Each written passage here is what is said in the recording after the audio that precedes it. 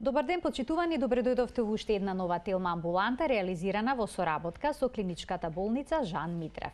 Во стомакот се наоѓаат многу органи, анатомски структури, така што не е необично што абдоменот е честа локација за разни болки. Болката што се јавува ненадејно и е силна, често може да биде знак за живото загрозувачка состојба, но понекогаш сепак се работи за болка поврзана со варењето на храната. Затоа е потребна добра диагностика. За улогата на радиодиагностиката при акутната абдоменална болка денеска зборуваме со доктор Елена Пижула, специјалист по радиодиагностика во Жан Митрев клиник. Докторке, добар ден и добре дојдовте во телма-амбуланта. Благодарам на поканата. Се надевам дека интересна ќе биде емисијата за гледачите и ќе одговориме на нивните прашања, доколку постојат. Така, еве ќе ги поканим уште на самиот почеток и гледачите да се вклучат во програма на телефонскиот број 3076 677. Докторке вела дека болката е пријател на болниот, бидејќи го приморува да се јави на лекар да провери за што се работи. Која е причината што се јавува болката? Како таа настанува?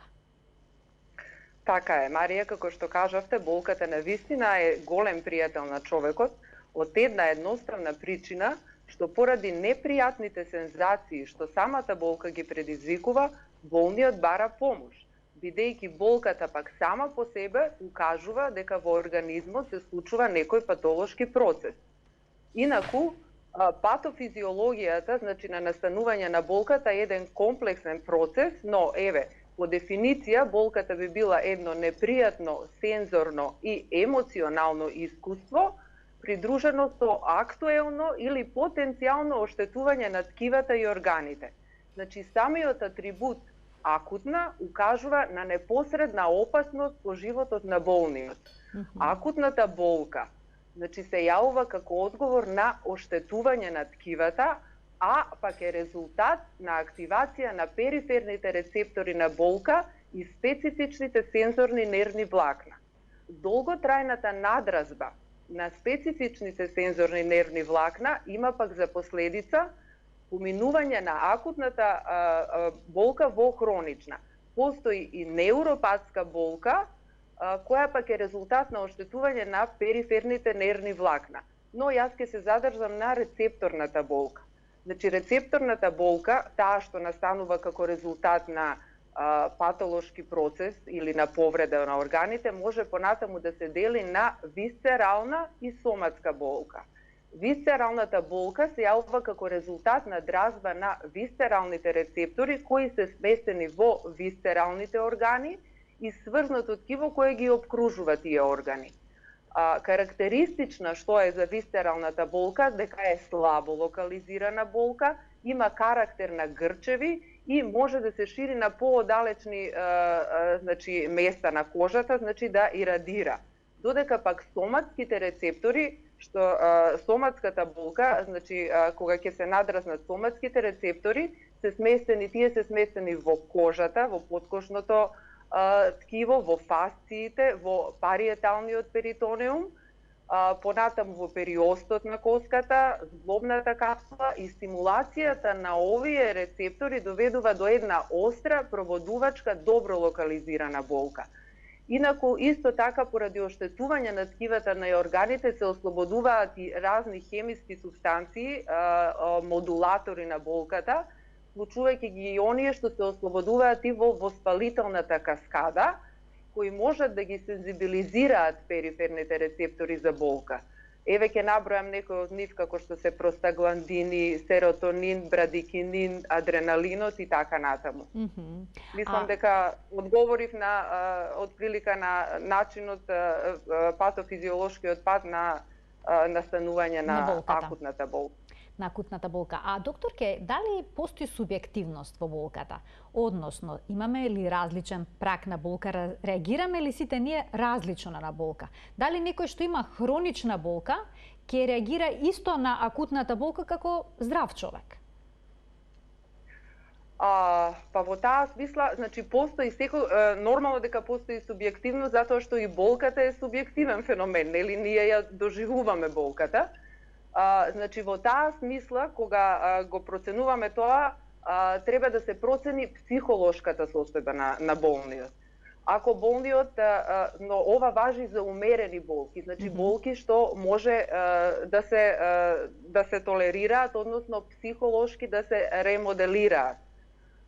Инаку, значи, треба да се процени дали болниот е анксиозен, дали е депресивен, зашто еден анксиозен пациент, например, може да ни даде и слика да биде испотен, да биде, значи, во грч, значи да ни даде една слика како на акутен абдомен, затоа тоа е многу важно да го разграничиме дали болниот кај него психолошкиот момент е повеќе нагласен или на вистина се работи за една акутна болка, дали е депресивен. Исто така кај онколошките пациенти треба да се разграничи болката од едно хронично страдание, значи еден хроничен страв. Инаку постојат некои базични мерења за болката. Тие се важни во клиничкиот преглед, значи едно формално одредување на јачината на болката, таа се врши по вербална и нумеричка скала. Значи вербалната скала пациентот го прашуваме дали како ја чувствува, значи како субјективно ја чувствува, дали чувствува јака, умерена, слаба болка да ни вербализира, и по нумеричка, значи имаме од 1 до 10 и така ја градуираме болката, да ни покаже на која скала од прилика ја чувствува болката, зашто тоа е важно, нели, за проценка на состојбата на болниот. Зошто вела дека е особено проблематично ако акутна абдоминална болка се јави кај многу млади или пак многу стари лица? Има ли проблем со нив да ја лоцираат, да покажат точно каде ги боли, особено оние кои што се многу мали? Да, во таа смисла е бебињата и постарите, значи постарите лица, нормално кај нив заради моментот на неможност за артикулација, нели, да ни објаснат, да ни кажат каде ги боли, значи кај нив е потешко да се определи нормално, но тука ние се водиме повеќе по изгледот на болниот, значи како се однесува, како изгледа и од самиот клинички преглед. Инаку сакам да кажам дека акутната абдоминална болка е подеднакво загрижувачка кај сите возрастни групи. Значи, доколку навремено не се диагностицира, нели, ако доведе до прогресија, може да доведе и до смртоносни последици. Затоа сакам да истакнам дека кога постои акутна абдоминална болка треба, значи, да се има еден да не се чека. Вела дека абдоменот е како затворена книга во диагностиката. Што значи тоа? Дека е тешко да се утврди за каков проблем се работи? Па да, абдоменот е една затворена книга, бидејќи многу болести и состојби може да се презентираат со клиничка слика на еден акутен абдомен. Значи, пристапот со еден таков пациент во таа смисла треба да е многу сериозен, значи истиот бара брза и прецизна, значи прецизност во поставување на диагнозата. Значи, токму заради тој момент постои еден алгоритам, значи во диагностицирање на акутниот абдомен. Прво е, значи, анамнезата, каде што се определува, како што споменав, квантитетот и квалитетот на болката. Значи, кога, како настанала и каков интензитет има таа болка. Понатаму физикалниот, клиничкиот преглед, лабораториските анализи и после тоа следува радиолошката диагноза. Значи, клиничкиот преглед и лабораториските анализи најчесто ни даваат информации за диференцијалната диагноза, но со радиолошките диагностички методи ја потврдуваме или исклучуваме диагнозата. Сега секој од тие значи степени во прегледот на акутен абдомен има свое значење. Например, во анамнезата треба да го прашаме пациентот дали болката настанала нагло, обично кај акутниот абдомен, затоа е и акутен, настанува нагло, како кога ќе се запали сијалит. Значи, сега е важно да се праша дали таа болка е во каков квалитет има болката, дали е со стегање на како колика, дали е како раздерувачка болка, која најчесто се јавува кај руптури на аневризми на аорта, или пак е некоја по-тапа болност која се јавува кај воспалителните процеси, која со тек на времето, нели, прогредира и се зголемува. Палпацијата на стомакот, значи физикалниот преглед почнува со палпација на стомакот. Тука треба да се види дали стомакот е мек или е тврд, кој е типичен знак за болка, значи кај акутниот абдомен постои една одбрамбена затегнатост на стомачната мускулатура која на предниот абдоминален зид, која е рефлексна реакција на париеталниот перитониум. Значи ние тој знак го нарекуваме дефанс, значи одбрана. Организмот се труди да го локализира процесот, значи тоа е еден одбрамбен механизам во првите редови, да речам. И потатаму перисталтиката е исто важна. Значи дали постои перисталтика, со инспекција се гледа, или не постои перисталтика, или пак постои една хиперперисталтика што може да се види на предниот абдоминален зид, најчесто кај обструкции во првата фаза од настанување на состојбата.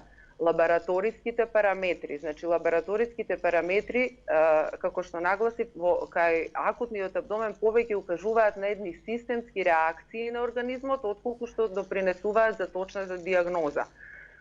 Например, хематокрит и хемоглобин може да укажуваат на дехидратација на пациентот или да откријат анемија. Потоа бројот на леукоцитите во раната фаза на болеста дури може да биде и нормален. Значи не мора да биде зголемен. Одредување на основните електролити и урејата исто ни укажуваат на еден електролитен дисбаланс, кој треба, доколку се планира операција, да биде коригиран. Понатаму пратењето на диурезата и креатининот може да не ориентираат за функцијата на бубрезите. Од хепаталните тестови важни се да се направат билирубинот, аминотрансферазите, понатаму серумските амилази и липази може па да ни укажуваат дека се работи за акутен панкреатит. Газните анализи во артериската крв исто ни укажуваат дека може да настанува и една респираторна инсуфициенција. Значи, понатаму радиолошката диагноза која би требало да го потврди или исклучи сомнението на клиничкиот преглед, значи на клиничкиот лекар, започнува најчесто со една рентгенграфија или ултразвук, затоа што во зависност од насоката на клиничкиот преглед и клиничкиот лекар, дали прво ќе се направи ултразвук или прво ќе се направи една конвенционална радиографија.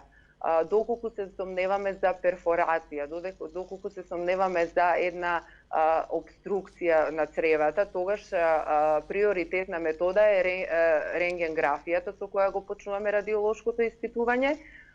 Што бараме? Значи на еден радиограм бараме два знака кои не опатуваат дека се работи за акутен абдомен.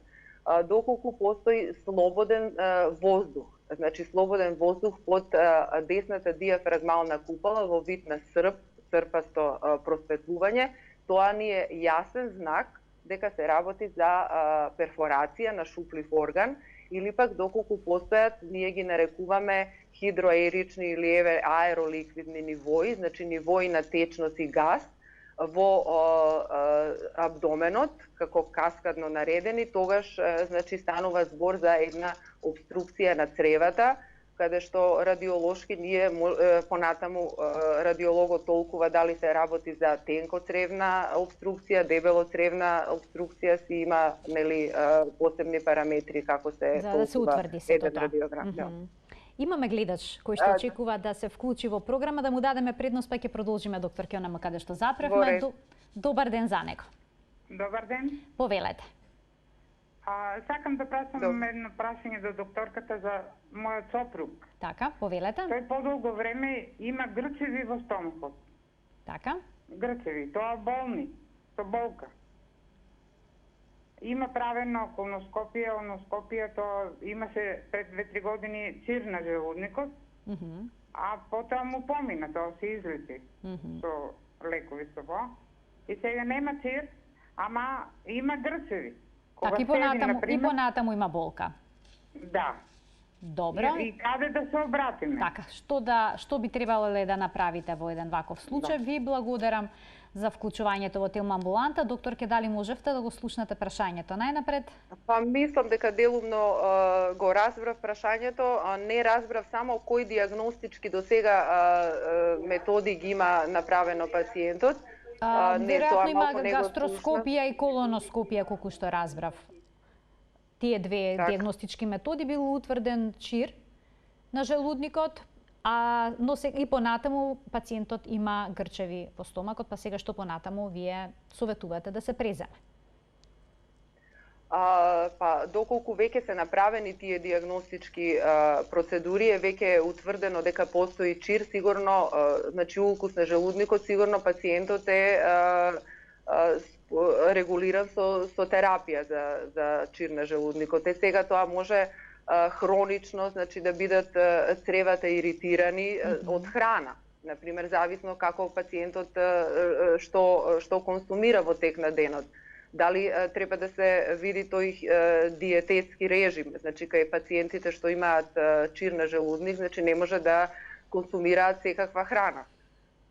Понатаму може би треба да се направи еден контролен ултразвук, да се види состојбата на другите органи. Например, може би грчеви има заради други состојби, може би се работи за еден иритабилен колон, ако има постојани грчеви, кој е функционална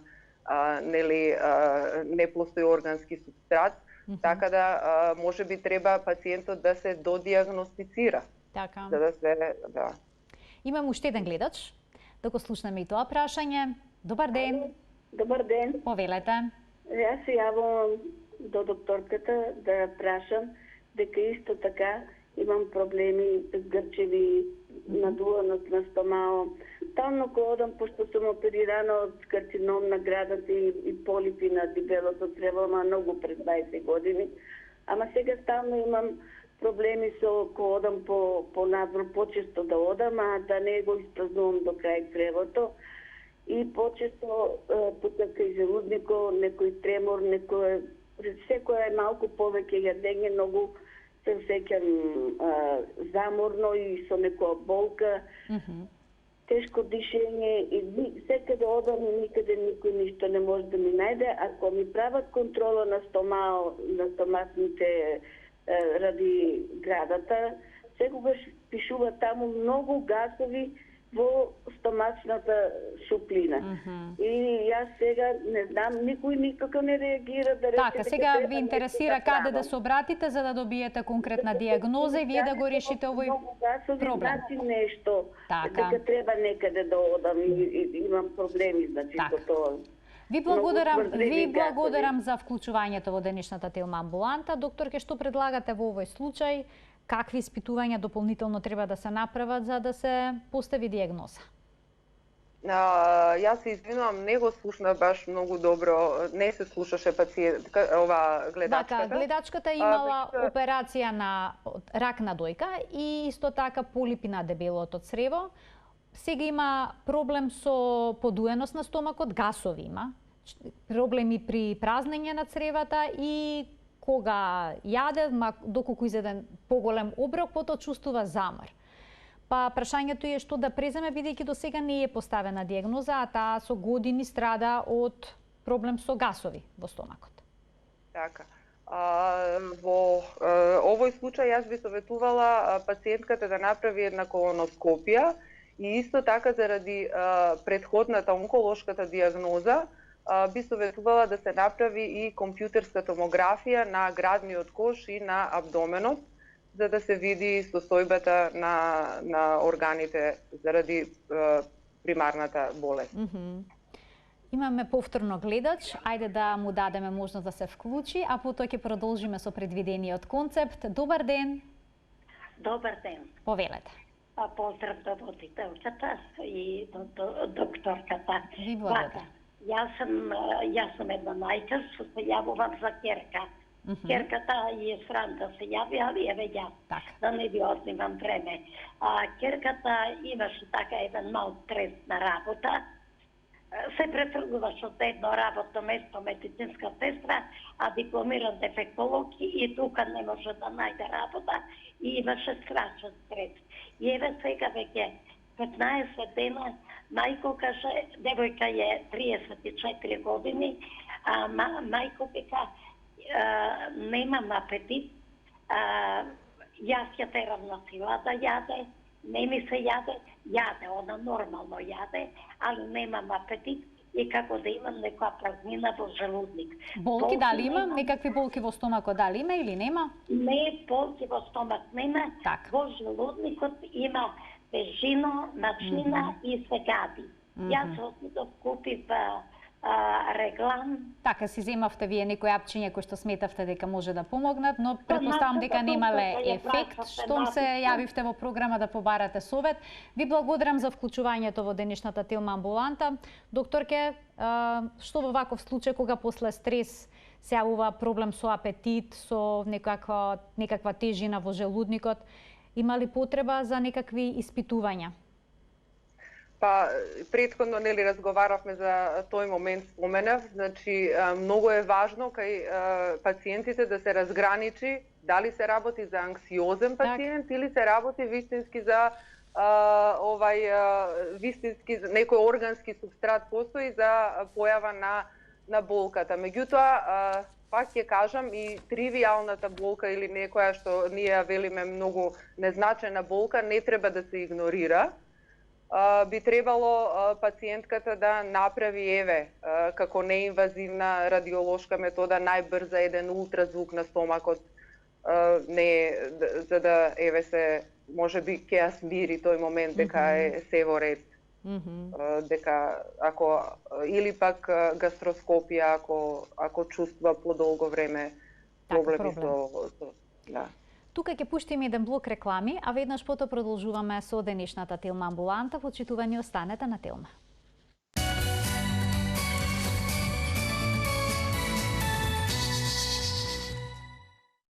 За акутната болка во стомакот денеска зборуваме со доктор Елена Пижула, специјалист по радиодиагностика во Жан Митрев клиник.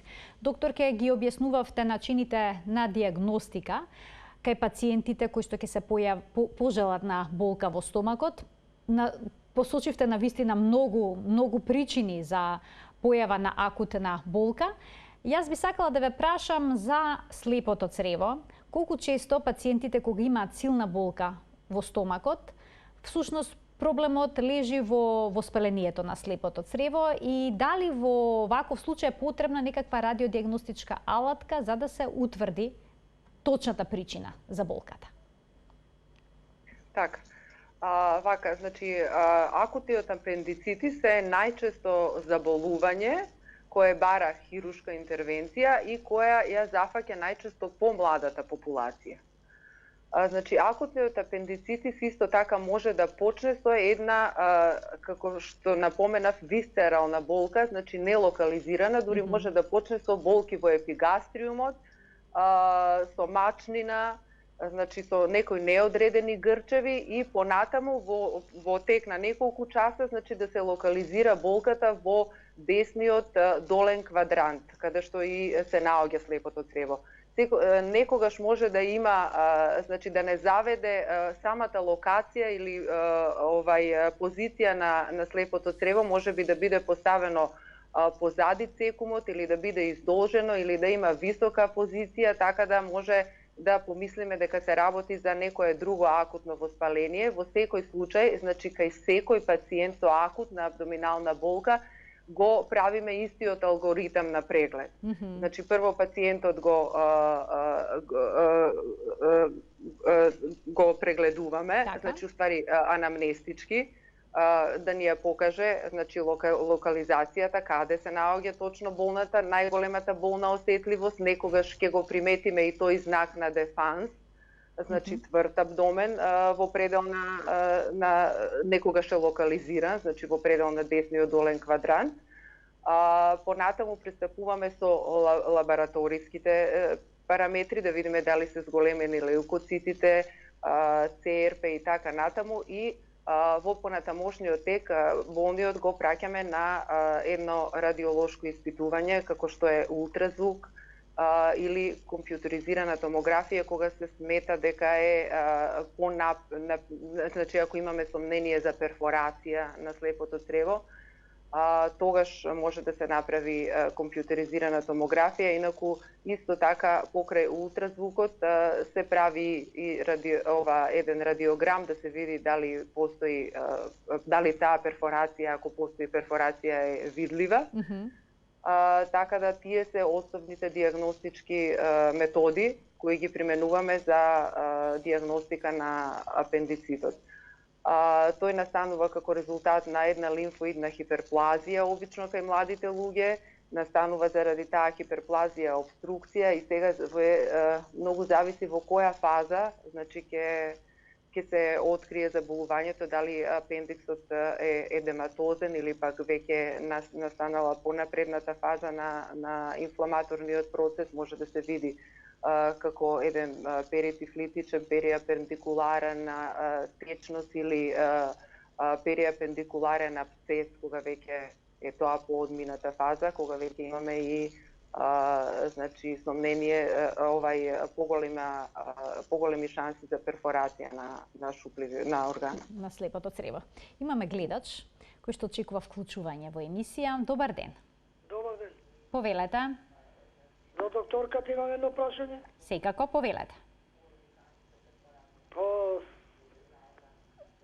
Вака, јас сум човек 75 години. Ме слушате? Да, ве слушаме. Само јас ќе ве замолам да го намалите тонот на телевизорот или да го исклучите.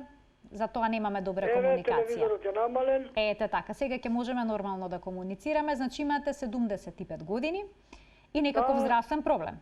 70 години имам, правено имам короноскопија 2 пати, ми се појавува некои полипи имало тоа, ништо. Гастроскопија имам 3-4-5 пати правено, као гастрит, и некои киселини, ништо. Пред 10 дена оперирав жолска кај доктор Никола Јанкуловски на клиника. И сега имам пак стомачни болести многу, 10-12 ден никако да ми помина болките. Се извинам, од што сте опериран? Од жолчка. Од жолчка, добро. И понатаму имате болки, па сега прашањето што да направите понатаму. Ви благодарам за вклучувањето во програма. Докторке, меѓу другото, јас сакав да ви поставам прашање за болките кои што се резултат на жолчното кесе, па еве, одговор на пациентот и воедно и за овој проблем, кој што е релативно чест. Да. Вака, сега јас како што разбрав, пациентот веќе има холецистектомија, значи извадено е... Да, веќе е направена операцијата, но и понатаму чувствува некакви тегоби, болки, непријатности. Да, значи во раната фаза после холецистектомија може да се чувствуваат болки, и тука е многу важен момент да се регулира исхраната, бидејќи е извадено жолчното кесе, се препорачува диететски режим месец дена после холецистектомијата, додека да се регулира дигестијата, значи да се навикнат цревата на еден нов начин на функционирање, кога жолчката значи отекува слободно, немаме жолчното кесе е како резервоарче, значи точно се знае во која фаза ги испушта жолчните субстанции кои помагаат во варењето на храната во 12-палачното црево. Значи многу е важно болниот да има да му се препише или од матичен лекар диететски режим, додека да се регулира таа состојба на жолчното кесе. Докторке, кога боли жолчката? Така, кога боли жолчката? Дали треба таму да има камен за да се случи проблемот? Се гледали на ехо каменот? Или пак полипот? Полипот создава ли проблем? Полипот најчесто е случајна. Значи полипот не прави болка. Може и калкулозното жолчно кесе, значи кога има конкременти во жолчното кесе, да бидат мирни, значи да не даваат никакви симптоми. Но може да се случи и акалкулозна жолчка, значи жолчка во која не постојат конкременти или калкули, исто така да даде една слика на акутен холециститис, значи да се воспали. Тука значи имаме повеќе варијанти, меѓутоа најчесто акутен холециститис настанува кај жолчка каде што постојат конкременти, повеќе конкременти, и тоа како резултат на обструкција, значи на жолчните изводните жолчни патишта, најчесто на ултразвук може да видиме еден заглавен во дуктус цистикус, например, конкремент, и тоа да биде причината за настанување на акутен холециститис, значи воспаление акутно на жолчното кесе, што нормално бара понатаму третман и хируршка интервенција. Значи се смета дека значи секој пациент, тоа сакам да кажам, секој пациент со акутна абдоминална болка со симптоми на акутен абдомен се смета за хируршки пациент, се додека не го исклучиме тоа, значи додека не се докаже спротивното. Така. Уште еден гледач ке вклучиме. Добар ден. Добар ден. Добар ден. Ве слушаме, повелете. Се јавам, ја слушам докторка, имам мака со стомаков и нон-стоп ме боли стомаков, исто во деснава нога, нон-стоп ме боли, имам 63 години, затоа реков ја слушам докторка, реков да прашам или имате прегледи некако или како да прашам. Добро, ви благодарам за вклучувањето во програма. Постојани болки во стомакот докторке, но исто така пациентката вели дека во десната нога чувствува болка. Што треба да се направи, каде да се јави? Пациентката треба да се јави на абдомина, кај еве например може праша кај нас дали може да го направи тој преглед, секако дека може.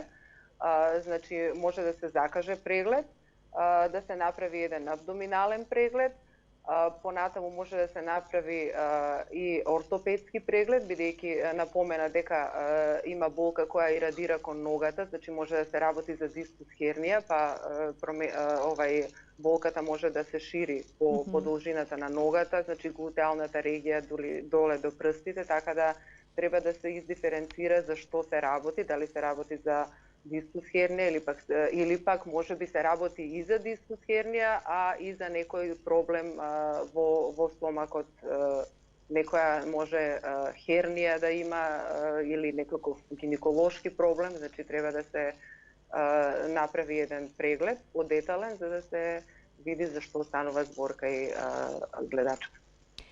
Докторке, имам уште еден гледач, сакав да продолжам со едно од предвидените прашања, но ајде да му дадеме можност на гледачот предност да се вклучи во програма. Добар ден. Добар ден. Повелете. Сакам да ве прашам, јас сум оперирана од жолчка 88 година. Така. А после 98 имав каменчиња во каналите на црниот дроб. Тогаш ми ги вадеа со тоа нешто преку уста, со трево што беше. Сега пак ми се направи, што да правам сега? Така, добро, ви благодарам за вклучувањето во програма. Докторке, што би препорачале во ваков случај?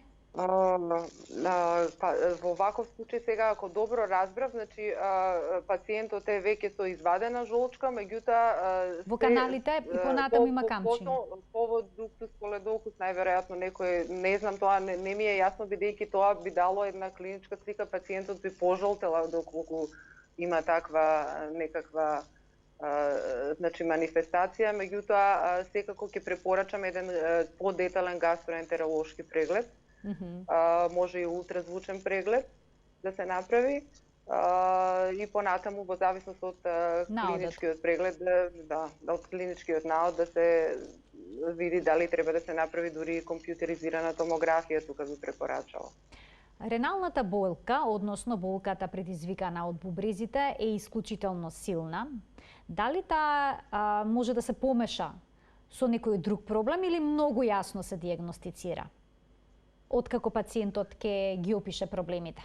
Во случај да се работи за камчиња, дали тие секогаш се гледаат на ехо доколку се тргнати во каналот? Доколку се тргнати во каналот, нема да се видат на ултразвукот, затоа што тој дел не е недостапен за ултразвучен преглед, значи од бубрежната карлица до бешиката. Тогаш најдобро, значи ако е минерален конкрементот, значи ако е калциумски, тогаш ќе го видиме на еден обичен радиограм по должината на уретерот, на кое ниво се наоѓа.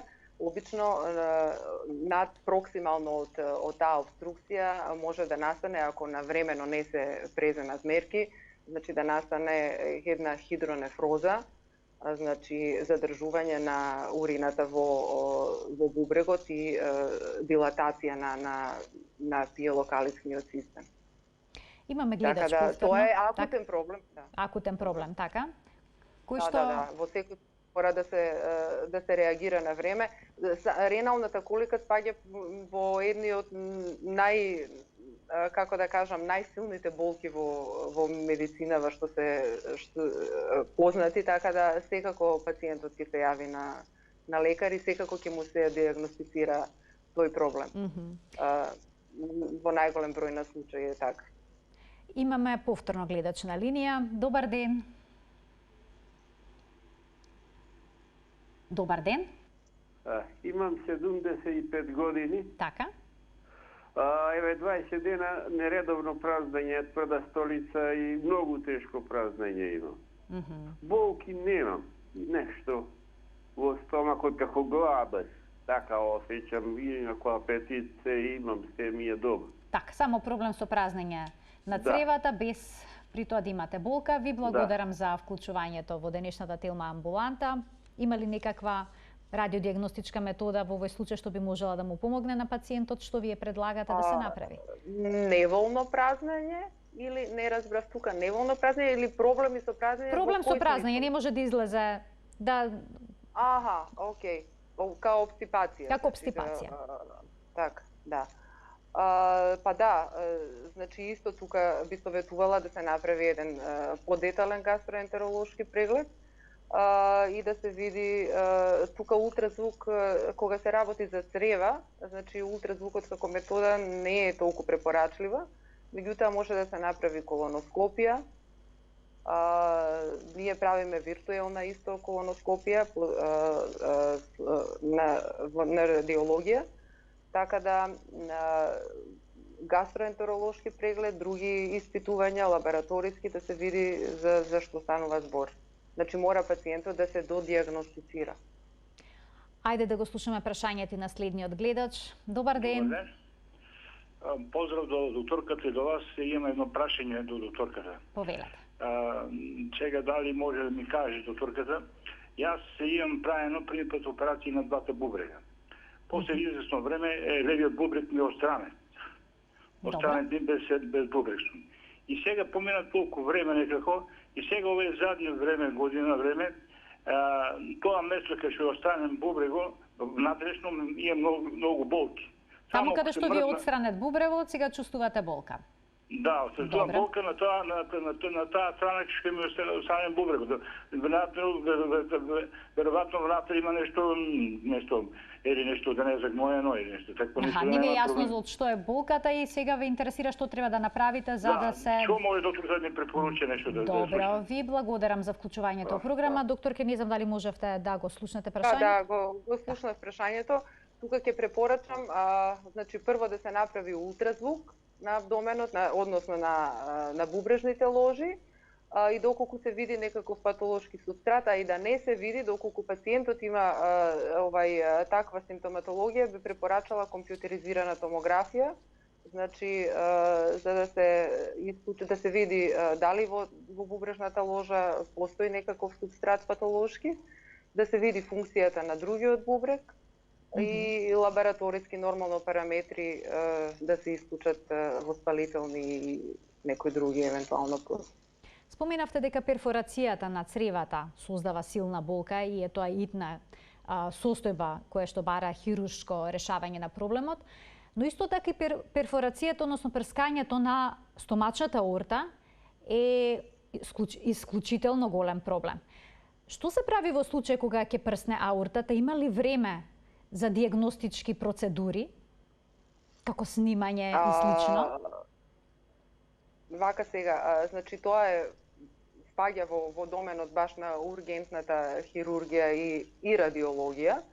Значи, бидејќи настанува многу нагло со една раздерувачка болка, тогаш значи пациентот брзо се транспортира до хируршка установа и се прави значи компјутеризирана томографија, значи ја правиме со артериска фаза да се види дали односно дали се работи за аневризма, руптура на аортата, дали е таа задржана руптура, значи ако има околу аневризмата хематом, или пак имаме акутно екстравазација на крвта во моментот на прегледот.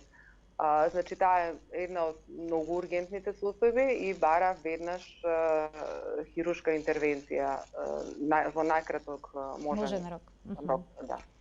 Ајде да го слушаме прашањето на следниот гледач. Добар ден. Ве слушаме во програма, сте повелете. Добар ден, ве поздравувам. Ви благодарам. Прашањето до докторката е следно. Сум на 80 години. Веќе подолго време имам болка од десната страна на стомакот, која преминува на истата страна на грбот. Тоа е болка која е повремена, подолго време ми се јавува, некогаш со појак, некогаш со помал интензитет. Така, сега претпоставам вашата дилема е за што се работи. Од десната страна, од предната страна на стомакот, но и ја чувствувате на истото место на грбот, ако ве разбрав добро. Со различен интензитет. Добро, ви благодарам за вклучувањето во емисија. Докторке, што можете да кажете за овој проблем на нашиот гледач? Па, како што разбрав по локализацијата на болката, може би да се работи за така ирадира и така боли жолчното кесе. Значи во десната страна ирадира позади и во десната лопатка, така да може би се работи и за холециститис. Меѓутоа, болниот во секој случај треба да, сега не разбрав дали е поврзано со перисталтика, со празнење, тој момент од прашањето не го слушнав. Меѓутоа, ќе препорачам како првично да направи еден ултразвучен преглед на абдоменот и доколку е потребно и понатаму, значи да се продолжи со диагностичките процедури, да се направи една компјутеризирана томографија или пак ако се утврди дека се работи за црево, една колоноскопија, така. Докторке, имам уште навистина малку време. Во денешната емисија останаа навистина многу прашања. Јас само би ве прашала откако ќе почне лекувањето кај пациентите со акутен проблем, односно со акутна болка во стомакот, какви диагностички процедури се потребни во процесот на лекување и по завршувањето, да речеме, на некој оперативен зафат? Значи тука веќе, нели, пошто имаме широк диапазон на заболувања во абдоменот кои бараат, ако се јави слика на акутен абдомен, еден хитен хируршки третман, значи хируршка операција, после лекувањето, значи со операцијата практично пациентот е излекуван. Така. После операцијата се следат хирургот, значи клиничкиот лекар што го води пациентот, ги следи параметрите, доколку е потребно се прават, обично се прават, значи контролен ултразвук, постоперативен контролен контролна компјутеризирана томографија, некогаш е доволно само да се направи и рентгенграфија на абдоменот, за да се види во кој правец, дали добро напредува, мислам дали нема постоперативни компликации, некогаш после се појавува, нели, може да се појави компликација постоперативна кај поголемите зафати на цревата во абдоменот, например паралитичен илеус, па да се исклучи дали се работи за паралитичен илеус или е состојба која ќе се сама регулира. Значи, во секој случај, доколку е, например, еве да речеме, акутна холециста или акутен апендицитис, тогаш, ако болниот си добро напредува, значи, постоперативно лабораториските анализи, клиничката слика даваат, значи, водат во правец на излекување, тогаш нема потреба да се прават дополнителни радиолошки исследувања, но кај поголемите операции е како дури да кажам обавезно постоперативно да се следа. Се зависи од проблемот и од поставената диагноза. Докторке, ви благодарам за вашето денешно гостување во Телма амбуланта. Остана уште многу работи кои што би можеле да бидат разјаснети, но тоа сепак нас ни остава простор за уште едно дружење во емисијата. Така, ви благодарам уште еднаш за поканата во вашата емисија. Се надевам дека одговоривме, дадовме одговор на гледачите за оваа актуелна тема, мислам секогаш актуелна тема. И сакам само да апелирам дека секоја пациентите да не ја занемеруваат болката во стомакот, значи посебно хроничните болни, каде што земаат секогаш одредена аналгетска терапија заради некакви други болки и болести, значи никогаш да не се занемари болката во стомакот, да се реагира на време и да се јават на лекар. Така, ви благодарам за сите совети и препораки во денешната емисија. Почитувани доктор Елена Пижула, специјалист по радиодиагностика во Жан Митрев клиник, беше нашата денешна гостинка. Ви благодарам за вниманието со кое што не следевте и овој пат, а нормално тука сме секој работен ден во 12:45, каде заедно учиме за нашето здравје. До гледање.